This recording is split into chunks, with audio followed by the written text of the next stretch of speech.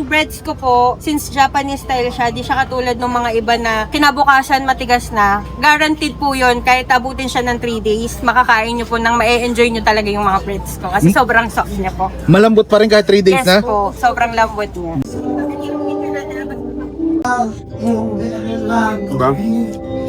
Diba? Ang dami. Hindi dinipid yung laman niya. Hello ma'am, anong binibenta niyo po dito? Iba-ibang klaseng bread and pastries po. Ayan, meron tayong ensaymada, milky cheese roll, cream cheese garlic bread, and savory breads po, sausage cinnamon and bacon. Ano pang meron dito ma'am? Tapos meron din kaming cookies po. Then every weekends, nag-display ako ng cookie na top. Cookies! Masarap pa yung cookie mo ma'am. Yes, masarap yan kuya. Hindi siya masyadong matamis. Pang-trentahin yan. Ayan, ito po yung aking savory bread, sausage cinnamon, tapos ito po ay bacon and cheese. Yan. Lahat po yan is Japanese style bread, so sobrang lambot niya. Ano yung pinaka-best seller mo dito ma'am? Ito pong aking milky cheese roll. At Milky saka ube cheese roll. Ayan. Ito. Sige, pa-order nga ako niyan ma'am. Sige. Magkano po isang ganito? Ang isang box po is 10 pieces na siya for 200 pesos only. 200 pesos lang? Yes po. Grabe, mura no? And coated po siya ng special naming powdered milk. Ano to ma'am? Kayo lahat gumagawa nito? Yes po, ako po lahat. Tapos, everyday ko siya binibake. So, every fresh yung mabibili niyo sa akin. Ayun ang maganda dito. Anong pangalan nitong ano niyo ma'am? Stall niyo? Senyong Sweeteria.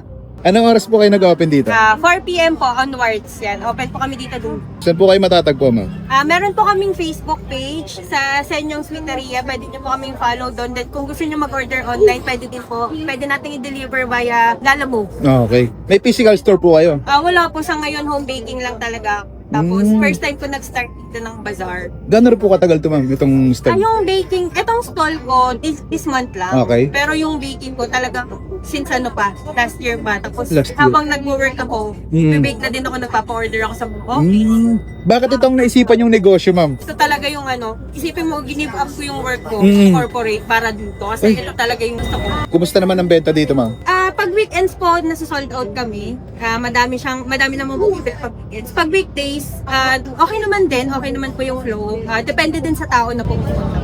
Mabenta rin yung cookie mo. Yes, mabenta lalo sa mga oldies. Anong kadalasan bumibili ng cookie mo? Puro mga middle age. Middle age. Yan. At saka ano po, mga 40s, 50s.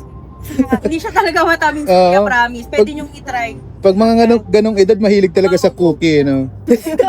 Sige ma'am, pa-order na ako ma'am. So kung gusto nyong cookies, Rocky Road, meron tayong cranberry oatmeal, meron tayong red velvet, merong cinnamon crunch. Ito na lang, itong Rocky Road. Rocker Road. Yan Ito lang. po ay 60 pesos lang. 60 pesos. 65 pesos lang.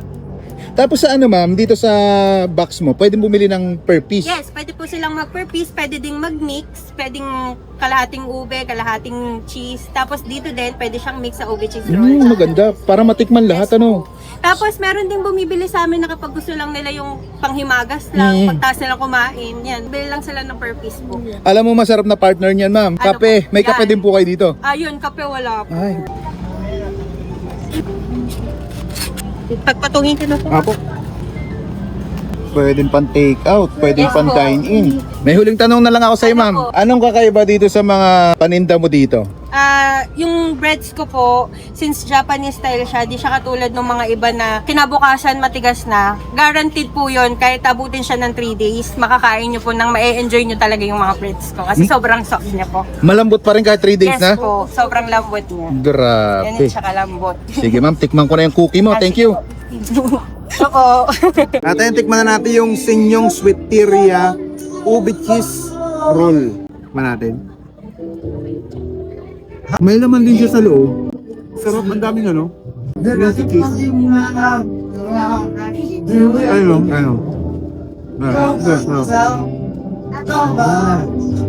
Come here. Milky cheese roll. Ano? Meron ka naman. Diba? Diba?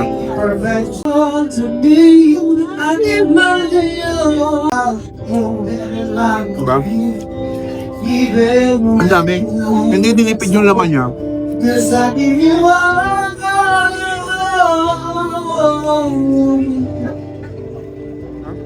Natin yung cookies. Ito yung cookies na ng mga trentahe na eh. Ano? Yung lasa niya, sakto lang yung tamis. Masarap yung sa ano? Sa kape. 65 pesos lang.